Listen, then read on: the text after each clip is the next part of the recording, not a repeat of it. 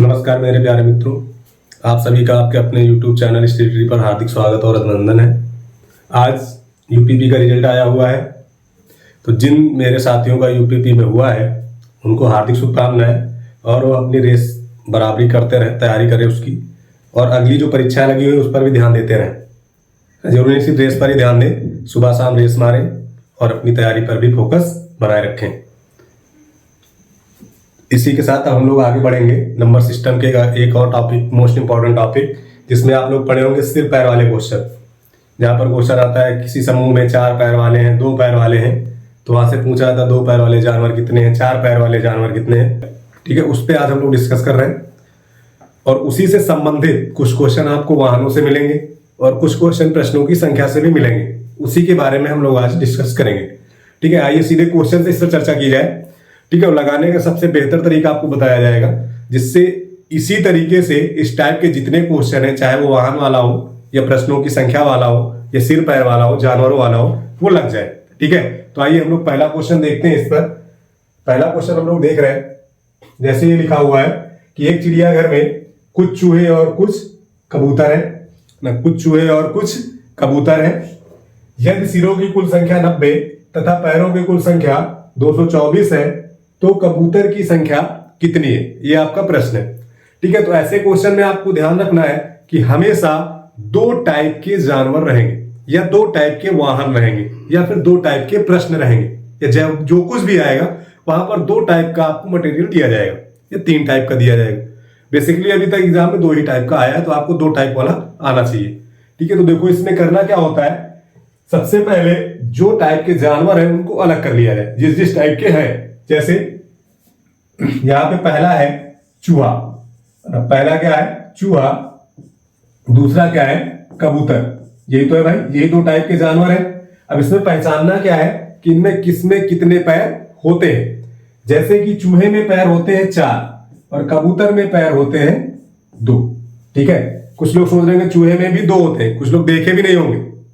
ठीक है, मैंने ऑफलाइन क्लास में जब पढ़ाया था तो कई लड़कियां ऐसी भी थी जिनको पता ही नहीं था कि चूहे में 2 पैर होते हैं, क्योंकि उन्होंने आज तक चूहा देखा ही नहीं था। वो देखा भी होगा तो सुर से निकल गया, तो उनको पता ही नहीं चला कि इसमें 2 पैर वाले हैं या 4 पैर हैं। ठीक, जैसे ये मिल जाए तो उसके बाद हमें अब ये देखना है कि कॉमन नंबर क्या होता है दोनों में, जो बदलता नहीं है। जैसे जो सिर है वो दोनों में समान होता है। अगर चूहे में 1 सिर है तो कबूतर में भी सिर कितना होगा, 1 ही होगा। ठीक है, यानी कॉमन देखना है जो दोनों में समान हो। दुनिया का कोई भी जानवर ले लो, सब में सिर की संख्या 1 ही होती है।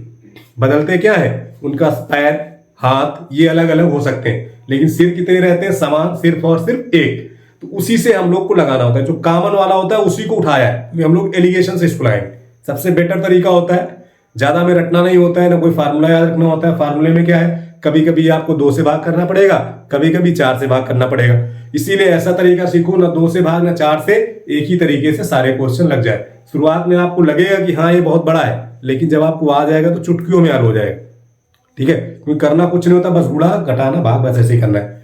ठीक, अब देखो क्या करना है, हमने कहा ना जो कॉमन है पहले उसको लिया जाए, जैसे सिर, या फिर भूल जाए कि कॉमन क्या लेना है, क्योंकि अभी वाहन वाले आएंगे, वहां पे समझ में ना आए, तो जो दी गई संख्याओं में छोटी संख्या हो उसी को कॉमन ले लिया जाएगा। ठीक है, अब यहां पे देखो छोटी संख्या कौन सी है, 90, या सिरों की संख्या कितनी है 90, तो इसी 90 को कॉमन में रखते हैं, दोनों के बीच में रखते हैं। ऐसा क्यों कर रहे हैं, क्योंकि हम ये एक बार मानेंगे कि सारे के सारे 90 सिर चूहे के हैं और एक बार मानेंगे कि सारे के सारे 90 सिर कबूतर के हैं। अगर सारे के सारे 90 सिर चूहे के हैं तो ध्यान दीजिए यहां पर कुल पैरों की संख्या कितनी हो जाएगी, 9 चौक 36, 360। अगर यहां पर मान लें कि सारे के सारे सर कबूतर के हैं तो कुल पैर कितने हो जाएंगे, 180। यहां से हमें किसकी संख्या मिल गई भाई, पैर की। किसकी संख्या मिल गई, पैर की। अब देखना एग्जाम में आपको पैरों की संख्या भी दी जाएगी, जैसे इस क्वेश्चन में दी गई है कि पैरों की कुल संख्या कितनी है भाई, 224। तो इन दोनों को मिलाकर कुल संख्या होनी चाहिए 224, तभी तो एलिगेशन लगेगा। और ध्यान रखना एलिगेशन का जो कॉमन नंबर होता है वो हमेशा इन दोनों के बीच में ही रहता है, यानी छोटे वाले से ज्यादा होगा और बड़े वाले से कम होगा। अगर एग्जाम में कभी गलती भी हो जाए तो ये पहचान होती है, एक बार आप क्वेश्चन को चेक कर सकते हैं कहां पे गलत हुआ है। जैसे ये मिल गया तो इधर वाला घटा के इन दोनों को, यानी 224 माइनस 180 घटा के इधर लिख दो और 360 माइनस 224 घटा के इधर लिख दो। बात क्लियर है? पहले क्या किया जाए, पहले पहचानो किस टाइप के जानवर आपको दिए गए हैं। एक था चूहा, एक था कबूतर। चूहे के पैर 4 होते हैं, कबूतर के पैर 2 होते हैं। एग्जाम में डायरेक्ट पूछ सकता है कि 4 पैर वाले जानवरों की संख्या। उसके बाद जो कॉमन रहे दोनों में, तो कॉमन क्या होता है, सर, या फिर आप ध्यान रखना जो छोटा नंबर हो तो छोटा नंबर क्या है, 90 को रख लो बीच में। फिर क्या करना है कि हम एक बार मान के चलते हैं सारे के सारे चूहे हैं, यानी 90 के 90 चूहे हैं तो पैरों की संख्या हो जाएगी 360। फिर मानेंगे कि सारे के सारे कबूतर हैं, यानी पैरों की संख्या हो जाएगी 180। अब दोनों के बीच में ये संख्या है ना तो 180 है ना तो 360 है, दोनों के बीच में है, यानी संख्या है 224। तो इसको बीच में रख के एलिगेशन लगा दो, मिश्रण लगा दो। अब इधर और इधर को घटा के इधर लिख देंगे, इन दोनों घटा के इधर, यानी क्रॉस लिखा जाता है। माइनस करिए जरा, यहां पे मिल जाएगा 6,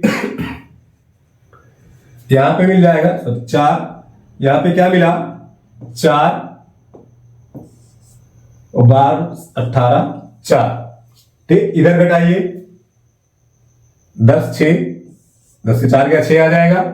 यहां बचा 5, 5 से 2 गया 3 आ जाएगा, 1 आ जाएगा। इसका लेना है रेशियो, कोई भी नंबर आए उसका रेशियो लेना है। और जो ये रेशियो मिलता है ये वही कॉमन वाला नंबर होता है, यानी सिर है तो सिर, वाहन है तो वाहन, और आगे प्रश्न होगा तो प्रश्न। बात क्लियर है? ये किसकी संख्या है, सिर की संख्या है। ये रेशियो किसका मिलता है, सिर की संख्या का रेशियो मिलता है। देखो नंबर सिस्टम में बताया गया था, मैंने कहा डिविजिबिलिटी रूल यहीं पे काम देते हैं कैलकुलेशन को छोटा करने के लिए।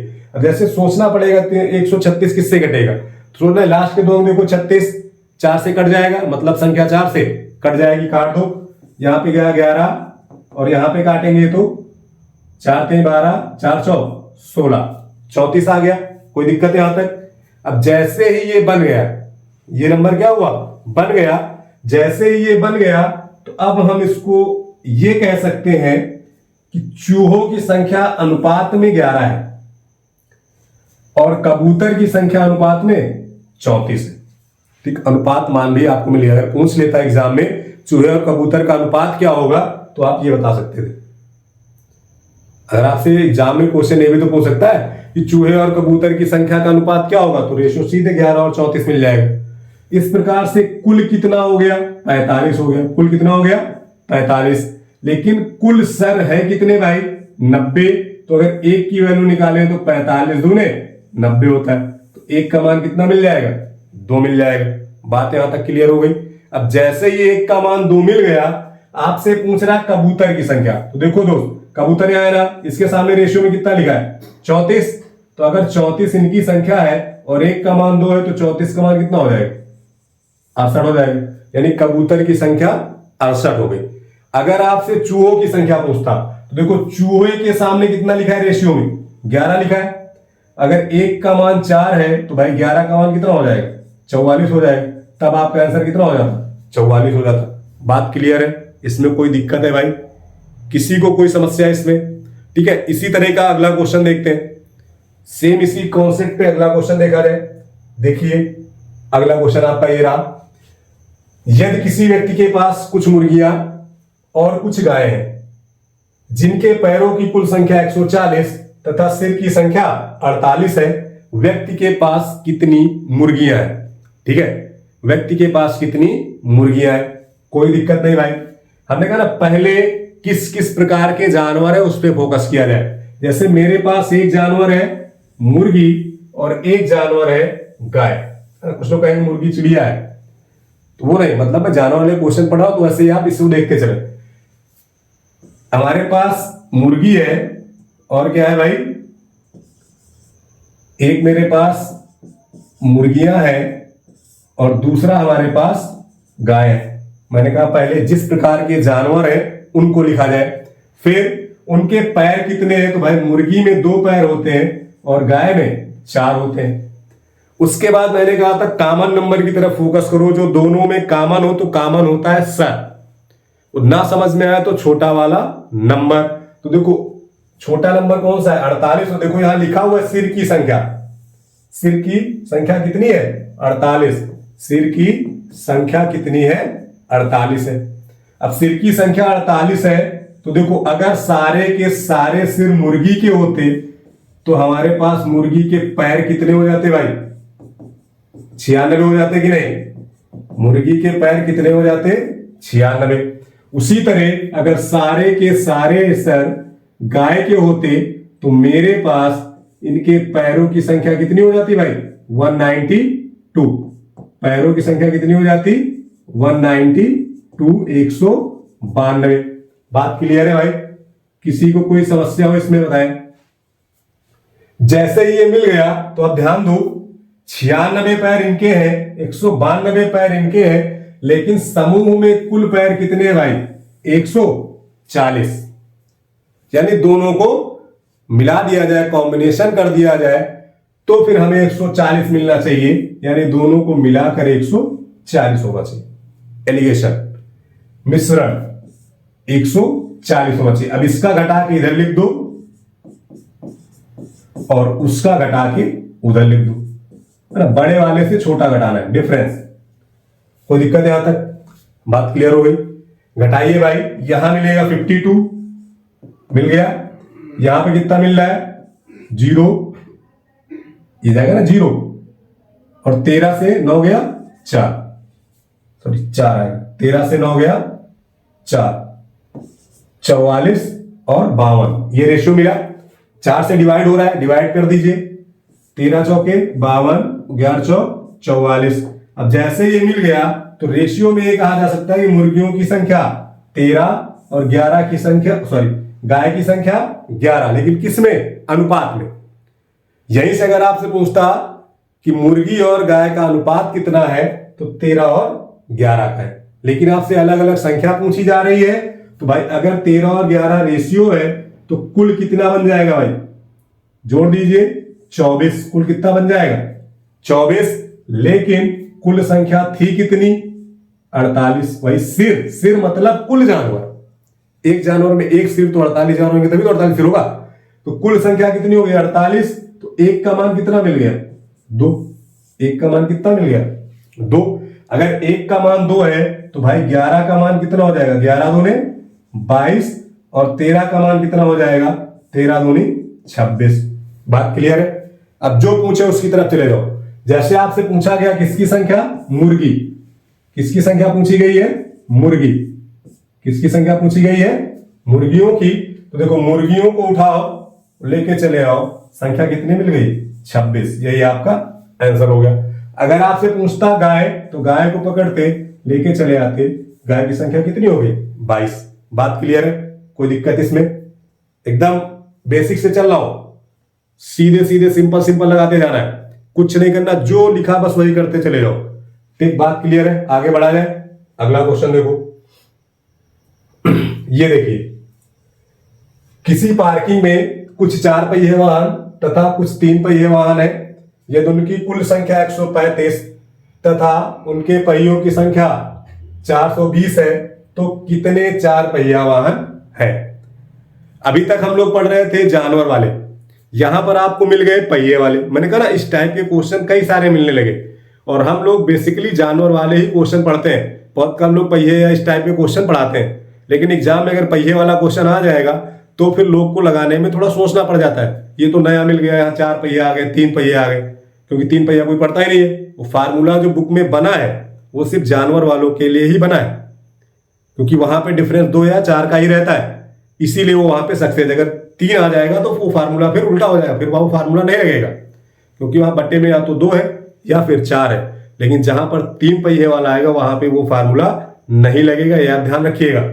ठीक, अब देखो इसमें क्या किया जाए, जैसे मैंने जानवरों में कहा था 2 प्रकार के जानवर थे, उसी तरह यहां भी वाहन 2 प्रकार के हैं। कौन कौन से, एक देखो 4 पहिए वाला वाहन है लिखा हुआ है, और एक आपका देखो 3 पहिए वाला वाहन लिखा हुआ है, लिखा हुआ है। तो मैंने कहा पहले इनके प्रकार को अलग अलग लिख दिया जाए। तो भाई मैंने लिख दिया 3 पहिया एक तरफ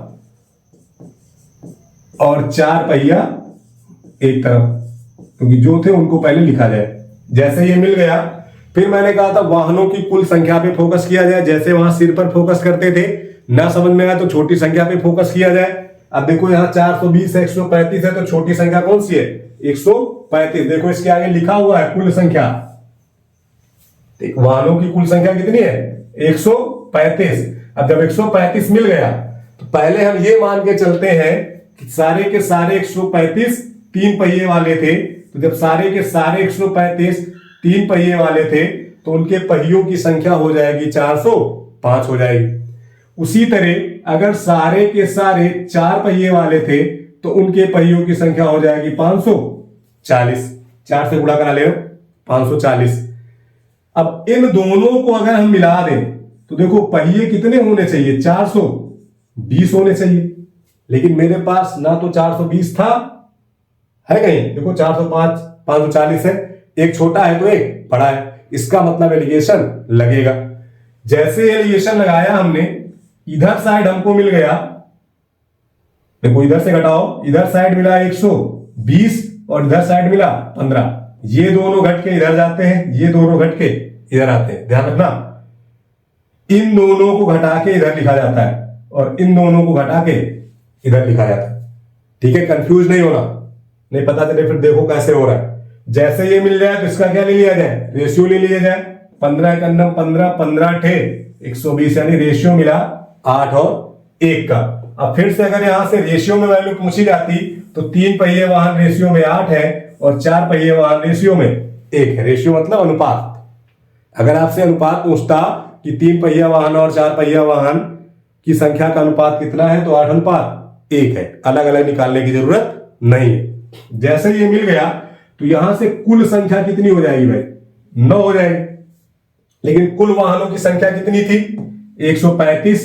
तो 9 बराबर 135 के, तो 1 बराबर हो जाएगा 15 के। 1 बराबर 15 के, तो यहां पर 1 बराबर 15 का नाम 15, तो यहां पे 8 बराबर 15 120। बात क्लियर है?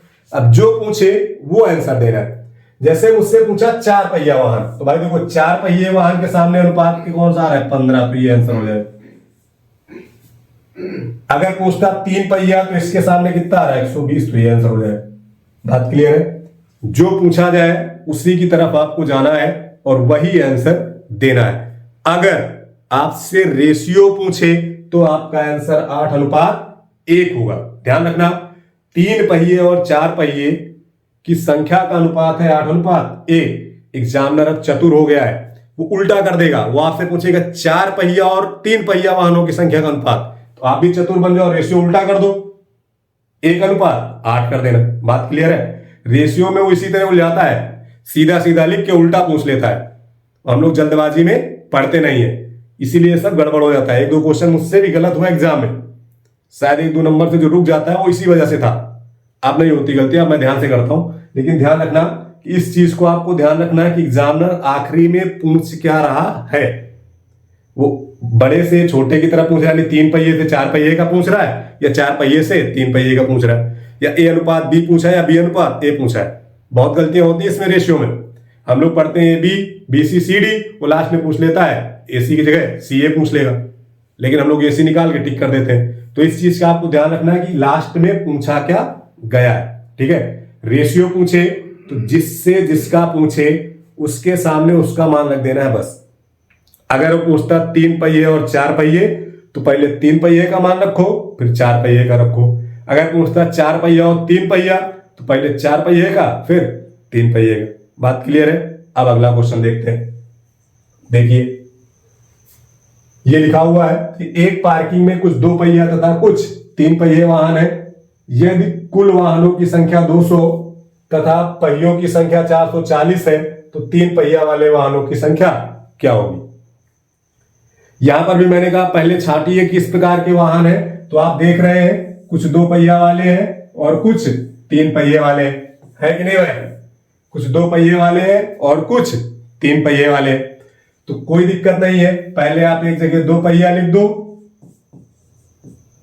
और एक जगह 3 पहिया लिख दो। बात क्लियर है? फिर मैंने कहा था कि वाहनों की संख्या की ओर जाना है, या फिर जो सबसे छोटी संख्या दिख जाए उसको उठा लेना है। तो वाहनों की संख्या कितनी है भाई?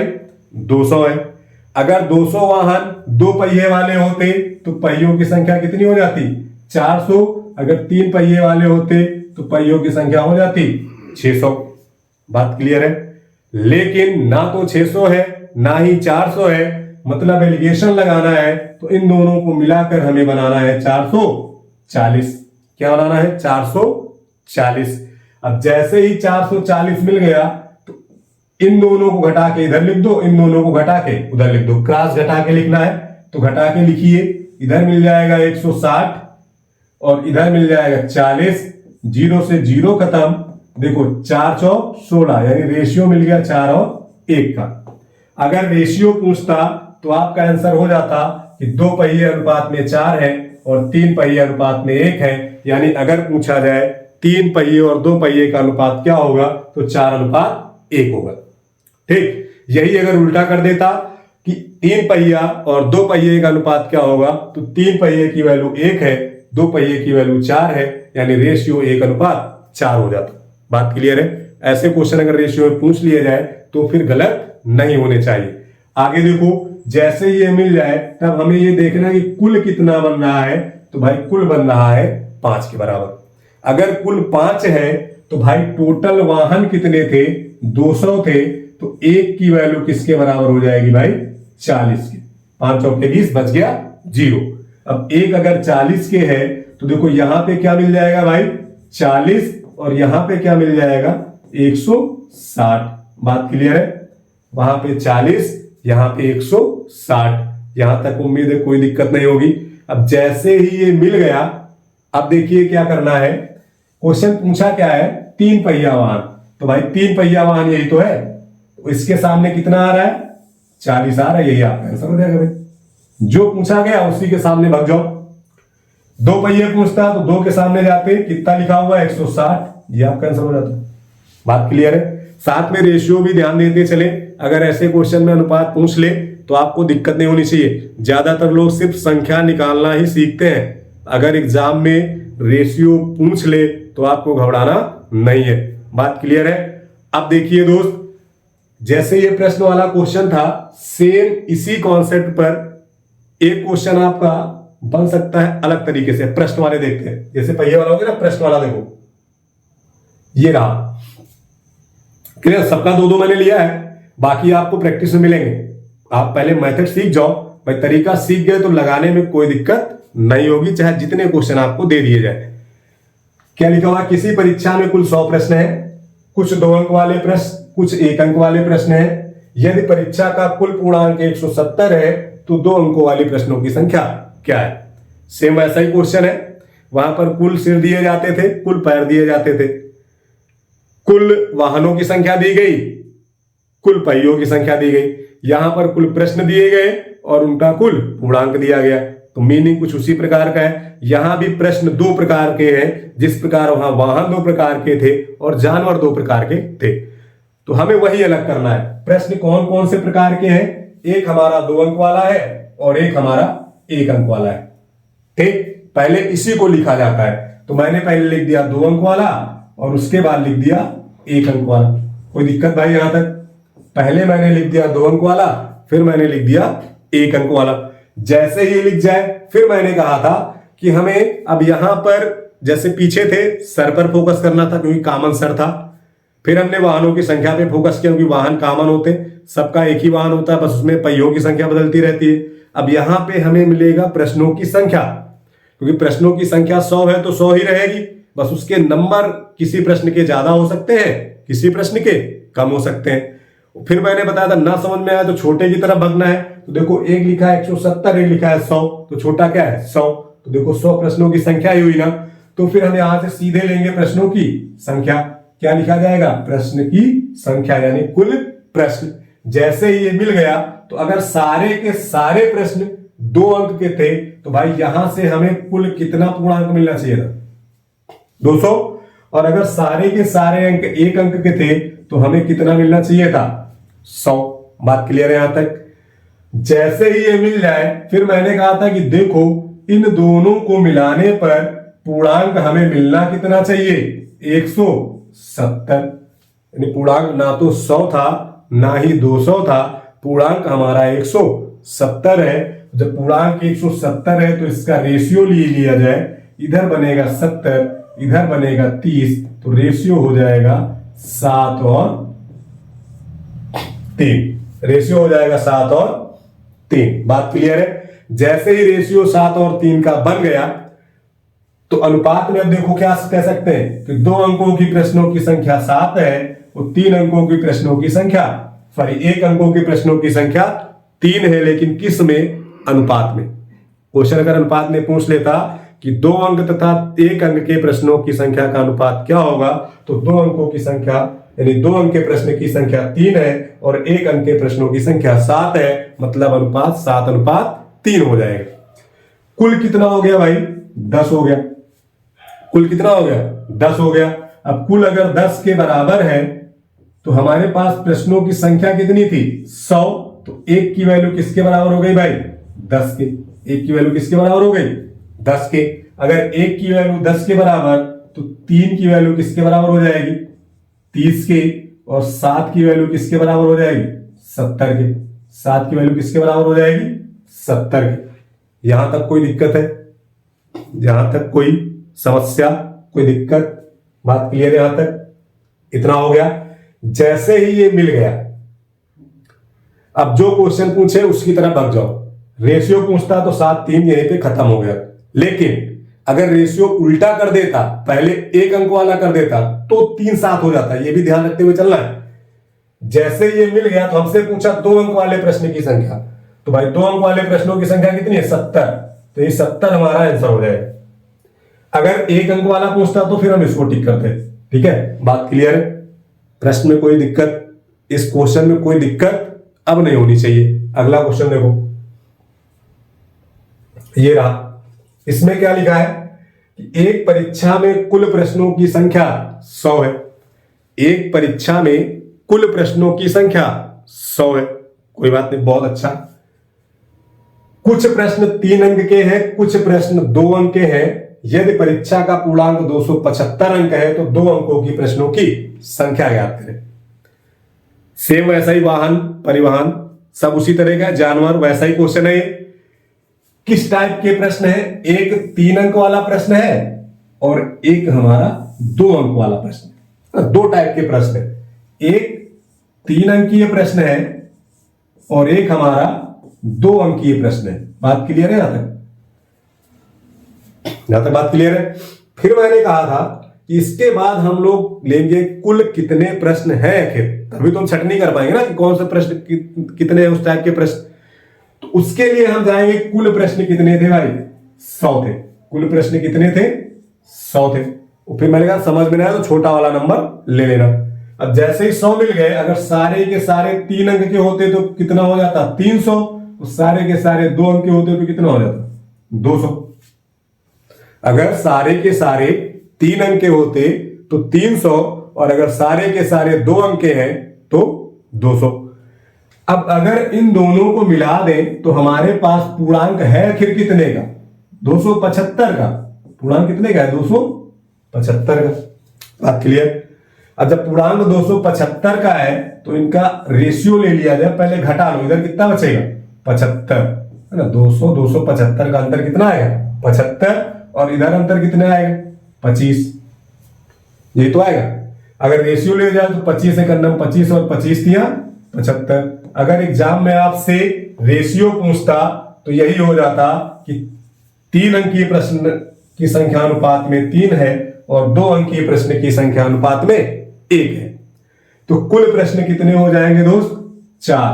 अब अगर 4 प्रश्न हो गए, अगर कुल हमारे 4 प्रश्न हो गए और है कितने वास्तव में तो 100, तो 1 की वैल्यू कितनी हो जाएगी?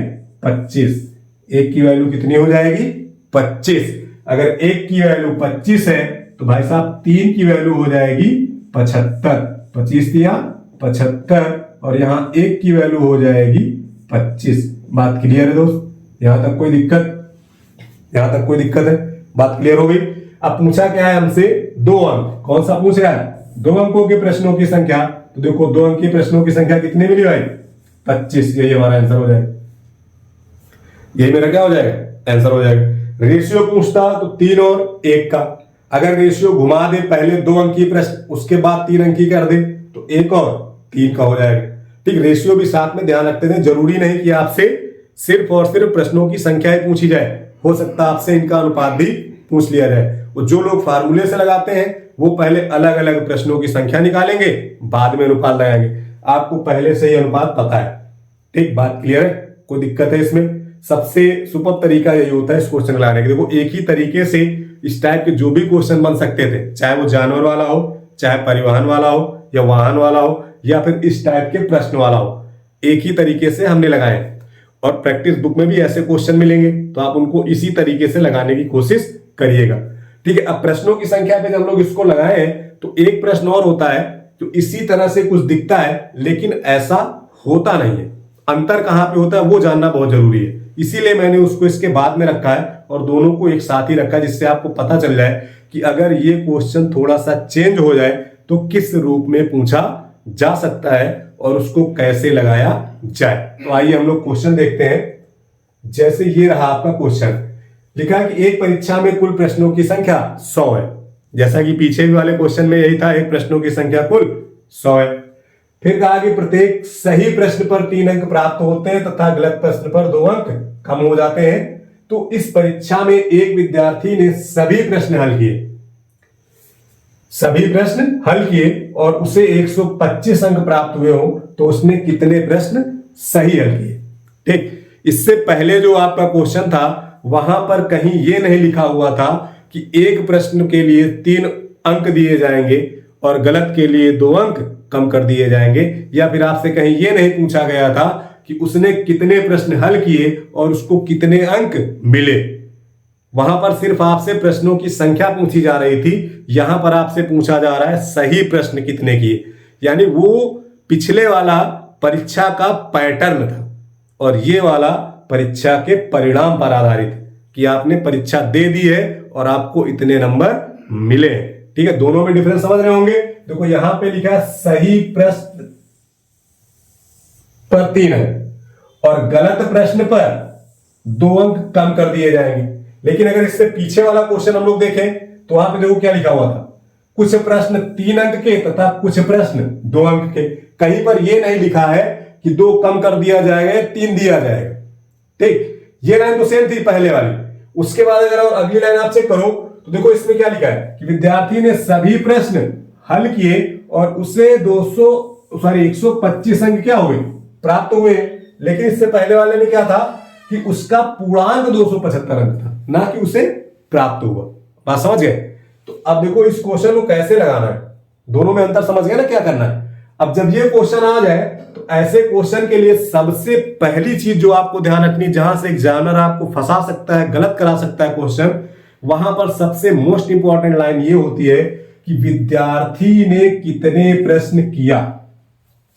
विद्यार्थी ने कितने प्रश्न किया, क्योंकि नंबर ऑफ क्वेश्चन तो 200 भी हो सकते हैं, 500 भी हो सकते हैं, 600 भी हो सकते हैं, लेकिन समस्या है कि हमें किस पर फोकस करना है। तो फोकस हमें यह करना है कि विद्यार्थी ने कितने प्रश्न किए। तो यहां पर अगर हमेशा ध्यान रखना, सबसे पहला फोकस, इसलिए मैं लिख दे रहा हूं कि इस क्वेश्चन को हल करने के लिए सबसे पहले आपको ध्यान रखना है कि कितने प्रश्न किए हैं। ठीक, क्या रखना है कि कितने प्रश्न हल किए, इसी पे आपका फोकस होना चाहिए। अगर ये चीज आपको मिल गई तो फिर क्वेश्चन में गलती होगी ही नहीं।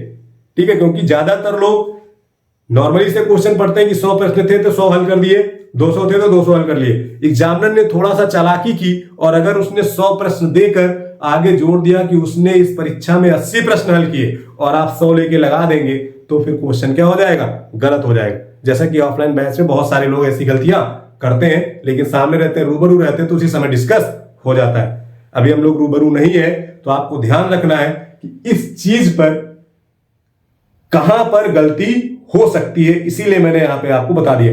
सबसे पहला फोकस होना चाहिए, जो भी विद्यार्थी जैसा भी क्वेश्चन आए उसने कितने प्रश्न हल किए। जैसा कि इस क्वेश्चन में कहा इसने सभी प्रश्न कर दिए, तो भाई जब सभी कर दिए तो सभी प्रश्न यानी कितने प्रश्न? 100 प्रश्न। 100 की परीक्षा थी, तो उसने सभी कर दिए। अगर वो कहता 80 प्रश्न हल किए तो आप 80 लिखते। इसके बाद आपका कॉन्सेप्ट होना चाहिए कि मैं जितने प्रश्न किया हूं सारे के सारे प्रश्न सही किया हूं। आपको पता है जब भी आप एग्जाम देके निकलते हैं तो हमेशा यही सोचते हैं मेरे सारे के सारे क्या है, सही है। गलतियां तो बाद में पता चलती हैं। तो अगर सारे के सारे प्रश्न दोस्त सही होते तो हमारे पास कुल कितने नंबर हो जाते? 300, यानी टॉपर। कितने नंबर? 300, यानी टॉपर हो जाते। सब कुछ टॉप करते थे, जिला प्रदेश विदेश सब टॉप। ठीक, जैसे ये हो गया कि हमने सबको सही मान लिया, हमारे हो गए 300। आया रिजल्ट, और जब रिजल्ट में देखा गया तो उसको नंबर कितने मिल रहे हैं भाई? 125। कितने नंबर मिल रहे हैं? 125। आने चाहिए थे 300, मिले 125, यानी कितने नंबर कम हो गए भाई? कितने नंबर कम हो गए? 175। बात क्लियर है? यहां तक मैंने पहले माना, सभी प्रश्न मैंने हल किया। जो अपनी मानसिकता होती है उससे भी सोच सकते हो। परीक्षा देने के बाद मुझे लगता है मेरे सारे प्रश्न क्या है? सही है। तो जब सारे सही थे तो 300 मिले, लेकिन जब रिजल्ट आया तो 300 से घटकर कितना बच गया? 125। कितना बच गया? 125। तो घट कितने गए? 175। अब आपको पता होगा 175 कम हुए हैं भाई, तो किस वजह से हुए हैं? गलतियों की वजह से। किसकी वजह से? गलतियों की वजह से। यानी यहां से जो भी हमें मिलेगा वो गलत प्रश्न की संख्या मिलेगी। गलत प्रश्न की संख्या क्या मिलेगी? गलत प्रश्न की संख्या। अभी ये संख्या नहीं है, मिलेगी यहां से। संख्या कैसे निकलेगी वो देखो। अब ध्यान दो, अगर एक प्रश्न गलत हुआ हो, कितना प्रश्न गलत हुआ हो? एक प्रश्न। कितना प्रश्न गलत हुआ हो? अगर एक प्रश्न मेरा गलत हुआ है, अगर एक प्रश्न मेरा गलत हुआ है, ठीक, अगर एक प्रश्न इधर कर लेता हूं, अगर यहां पे देखो, यदि एक प्रश्न गलत हुआ हो, कितना प्रश्न गलत हुआ हो? अगर एक प्रश्न गलत है तो देखो 3 नंबर तो सीधे सीधे, क्योंकि मैंने उसको सही माना था, तो 3 तो सीधे सीधे उड़ गया। उसके बाद ये जो नेगेटिव मार्किंग बैठी है ना 2 अंक वाली, वो भी तो कटेगा भाई, वो भी तो कटेगा ना 2 अंक सीधे सीधे। तो 2 अंक वो वाला, यानी टोटल मेरा कितना कट गया भाई? 5 अंक। कितना कट गया? 5 अंक। ये 2 कौन सा है? माइनस मार्किंग वाला। 2 कौन सा है? Minus marking. यानी अगर एक प्रश्न गलत होता है, यानी अगर एक प्रश्न गलत होता है तो मेरा कितना नंबर कट जाता है? 5 नंबर। और नंबर कट कितना रहा है? 175। यानी कितने नंबर उड़ गए भाई? काट दो इसे। 5 के आए 15 और 50 25, यानी कितने प्रश्न गलत हो गए हमारे? 35। अन्यथा यहां किसकी संख्या मिलेगी? गलत। तो कितने प्रश्न गलत हो गए? 35। अब अगर 35 गलत हो गए तो सीधे आपको जाना उसने कितने किए थे, 100 पे नहीं, उसने कितने किए थे। अब यहां पर उसने कितने किए हैं? 100, तो 100 ले लो। अगर वो 80 किया होता तो मैं 80 लेता। तो यहां से माइनस कर दो 35, आपके पास कितने बचे? 65। ये नंबर ऑफ करेक्ट क्वेश्चन है, सही क्वेश्चन ये है। उसने 65 क्वेश्चन क्या किए? सही किए। बात क्लियर है? इसमें कोई दिक्कत है भाई? यहां तक कोई दिक्कत है बताइए। जैसे ही आपको दोनों क्वेश्चन में अंतर समझ में आ गया होगा, वहां पर पूर्णांक दिया जाता है, प्रश्नों की संख्या दी जाती है और प्रश्न के प्रकार दिए जाते हैं। 1-2 अंक का प्रश्न था, 1-3 अंक का प्रश्न था, या 1-1 अंक का प्रश्न था, 4 अंक का भी प्रश्न हो सकता है, ठीक। लेकिन यहां पर आपको दिया क्या गया है? देखो यहां पर दिया गया प्रश्नों की संख्या 100 है, लेकिन एक को हल करने पर आपको कुछ अंक मिलेंगे और गलत करने पर कुछ अंक काट लिए जाएंगे, और परिणाम में आपको कितने अंक मिले वो दिए जाएंगे। फिर आपसे पूछा जाता है कि कितने प्रश्न आपने सही किए या फिर कितने प्रश्न गलत किए। बात यहां तक क्लियर है दोस्त? तो आई होप यहां तक की क्लास आपको समझ में आ गई होगी, और ऐसी और मजेदार क्लास के लिए बने रहिए आपके अपने YouTube चैनल स्टडी ट्री पर। Thank you and good luck.